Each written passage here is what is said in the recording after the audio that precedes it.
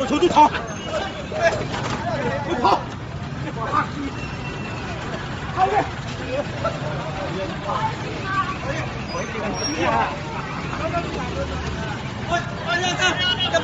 看重点！可以，好背来了，动单。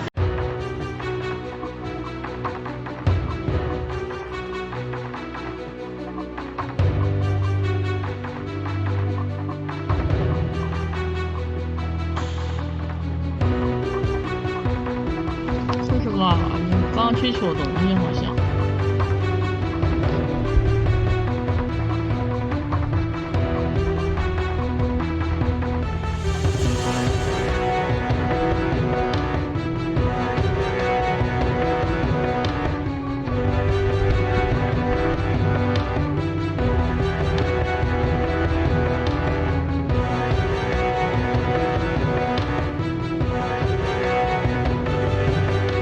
测试的价格你咋知道？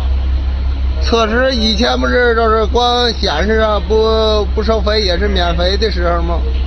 测试的时候显示的时候，你看的你的500多。啊，553。728是全程最短路径收费。是我刚才跟他解释了，我说你这个钱少的，应该728，我都知道是多少。跟他说了。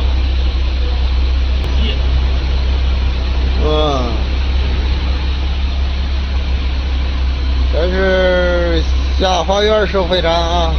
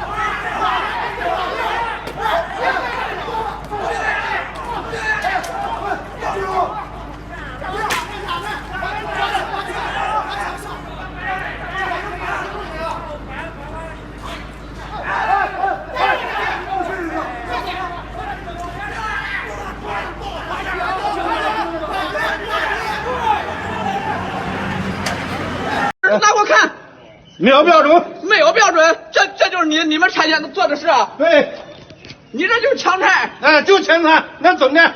这警察都不写，就让自签了。你这严重的不懂事。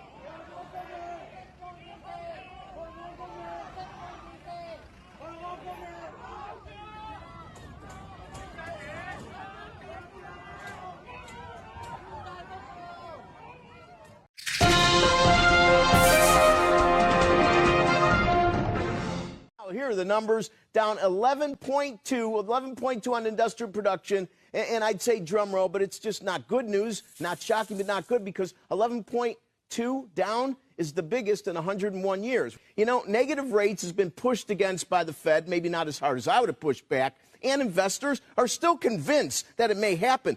But the pushing back at all by the Federal Reserve, Jay Powell, for example, has really given some strength to the dollar. Think about it. If we're not going to go into negative rates or at least try to avoid them, that is a plus for your currency. To get companies to unravel what they've got, the infrastructure they have perhaps in China, and move it to the United States. What is the incentive to do this? One is that they hope to bring their supply chain with them. There are about 8 key suppliers to TSMC. We're very, very hopeful that's very based important, on yes. Because then we'll have a vertical integration. And Arizona, since it already has Intel, already has ON semiconductor, will now have a very powerful technology complex that we hope will be very vertically integrated. We'll see. We got a lot of things going with China. We're not happy about China, I will tell you that. The ink wasn't dry on a great trade deal, and all of a sudden, the plague comes in from China. We're not happy about it. But the World Trade Organization is horrible. We've been treated very badly. I've been saying it for a long time, and we act on it. When I talk, we act on it. The World Trade, they treat China as a developing nation. Therefore, China gets a lot of the benefits that the U.S. doesn't get. We draw very clear lines about things that are very important to us, as does the Chinese government, and we respect their lines, as we expect our lines to be respected, whether it's on our foreign investment rules or our rules around technology, our rules regarding human rights and things of that nature. I don't think any Australian would want us to compromise on those important things. And those things are not to be traded, ever. WHO. The WHO organising international scientists from across the world to come into China to investigate. Would you agree to that? Yeah, of course, at the appropriate time. At the appropriate time, but not now. As of noon Friday, South Korea has confirmed 153 cases of COVID-19 linked to the Itaewon clubs and bars. Among those, 90 were infected at the clubs, and the other 63 are family, friends, and co-workers who caught the virus either second or third hand. It's not just clubs, though. Some of the latest cases happened at singing rooms. And let's have a look at the latest developments now in the coronavirus pandemic. The Johns Hopkins University says that the global death toll has topped 300,000. There are more than 4.4 million confirmed cases worldwide. South Sudan has registered its first death toll from the coronavirus. Slovenia has called an official end to its pandemic, becoming the first European country to do so. And after a 2-month shutdown, restaurants, cafes, and bars are reopening in Australia's most populous state, New South Wales.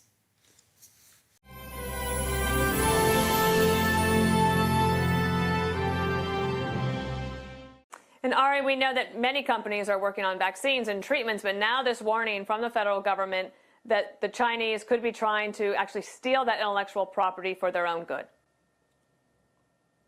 Well, of course China is. This is part and parcel of how China operates. They do it to every high-tech company that has technology in China. They do it to the nuclear energy industry that operates in China. They do it to military. They regularly hack and steal to get what they need to bolster China. So why should it surprise anybody in a medical emergency if they're trying to steal medical equipment intellectually so they can protect China? This is exactly what China does. It's one of the reasons we have to be very cautious going forward and learn from this about all relations with China. And it's really interesting to think about how much companies have to put into investing in protecting their systems, right, so that they can avoid being hacked into. And that's a huge amount of capital and investment. And where do you think companies in America are on that right now? You know, pre-corona, Dana, the trade-off was there's a huge market in China. We can make money because of China's booming, growing middle class, and we can save manufacturing money by putting some of our factories in China. That was the pro side. But everybody knew there was a payoff. The payoff was you had to pay off Communist Party leaders in order to do business in China. They would steal from your pocket. And then you also just had to make other payments, let China steal other property from you, as I talked about before. And everybody knew it. It was a rational economic calculation. If we're going to make $100, we'll let them steal 10. We'll still make 90. It's the way it goes. I think now people are going to change those calculations, and it's overdue. They'll especially change the calculation for manufacturing important products in China, because we've seen we're too vulnerable if our manufacturing is located in China and we don't have enough of it in America. There was this other report that was broken in Newsweek that the CIA is now lending its name and its credibility behind this story, that the WHO, the World Health Organization, was mindful but not exactly beholden to China, but there was definitely something happening where the Chinese were trying to make sure that they could keep hoarding personal protective equipment while the WHO was not declaring this as a global health emergency in time. Yep, they said they were trying to hoard equipment after the disease broke out in China. And then they also didn't want China, the WHO, to declare a global pandemic, an emergency, because they want to continue their hoarding. So, you know, China just reminds me of if your next door neighbor's house catches on fire, or let's say their property catches on fire and starts spreading to your house, they don't warn you, they don't tell you, but they come over and take your garden hose so they can wet their roof to protect their roof from their ambers that started in their country. Right. And by the time the fire gets to your house, you don't have anything to put it out with anymore. That's how China has behaved if you're looking for a good neighbor. That's what they've done. Mm-hmm. And the CIA has shown it, WHO has shown it. We need to wake up to it.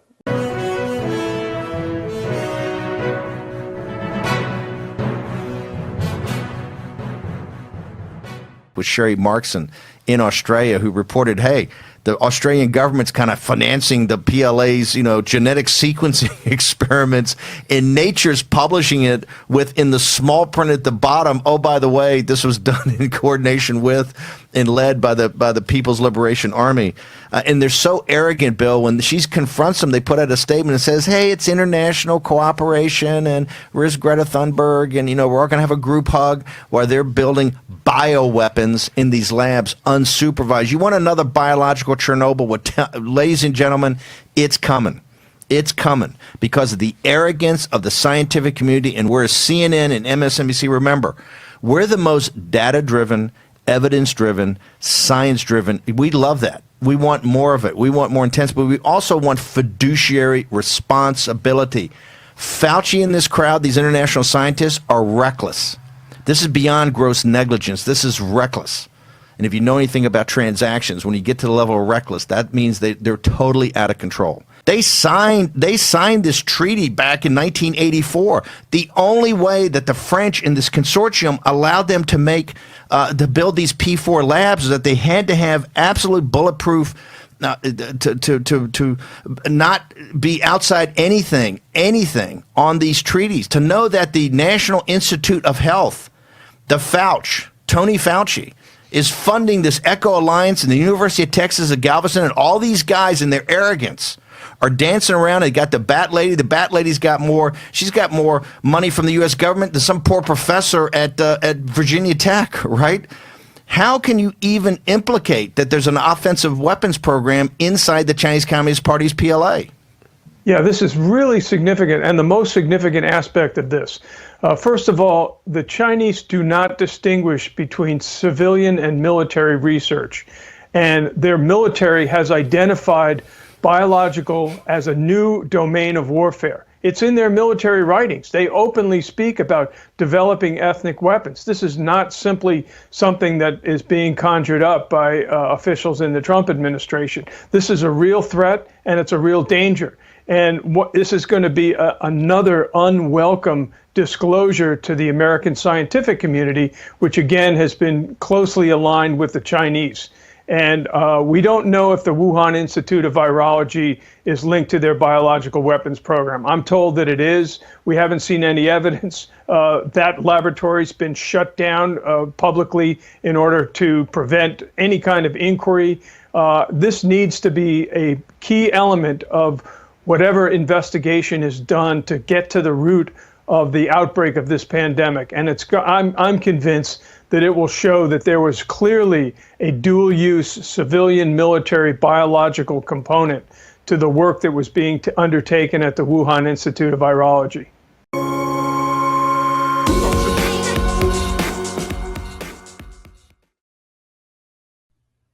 现在我们一定要防止共产党倒闭后的次生灾难，绝不能让他把台湾给打烂了，绝不能把香港再给打烂了，绝不能把中国的经济彻底给毁到大街上人吃人去，更不要所谓的现在推动中概股，这是中概股是肯定完了但是我们要减少属于中国人财富的流失，我们得做这个事儿所以说昨天的说完这以后，我说我告诉你，我早就知道港币会没有，人民币会没有，共产党会没有，但是千万不要趁机打劫我们中国人。你们要想到中国人是共产党的受害者，但是共产党不能再被你们害一把。这是为什么我说我们选六四宣言的时候，我们首先要跟国际社会合作，但是我们要必须同等条件下，国际社会要给中国人同等的尊重你不能借机掠夺，你不要趁我弱趁我有问题趁人之危，趁中国人之危发展国难财民难财，那是不行的。喜马拉雅革命一切是以捍卫中国人的尊严，中国人的安全，中国人的利益，特别现在是海外华人这些孩子们，我们必须保护好他们这是我们的核心。谁他妈王八蛋什么权利不权利，我最恨的就是有权，任何政治家我都不喜欢，我都不相信战友们也不要做什么政权的。喜马拉雅就是在海外的一个拥有巨大的财富和正义的中国人，和世界上有巨大经济力量综合实力，包括媒体平台捍卫中国人自由和安全未来的平台。别搞错了国与国之间是有利益竞争的千万别搞错了我们永远不去伤害任何国家，永远和平相处，也没这个能力，也没有这个意志，也没这个想法我们要在这些国家的法律范围内尊重这个国家，感恩这个国家，纳税，永远存着感恩的心，但绝不允许任何人以反共的名义跟西方哪国包括美国联合对付中国人，或者变相的伤害中国人，都是不可以的。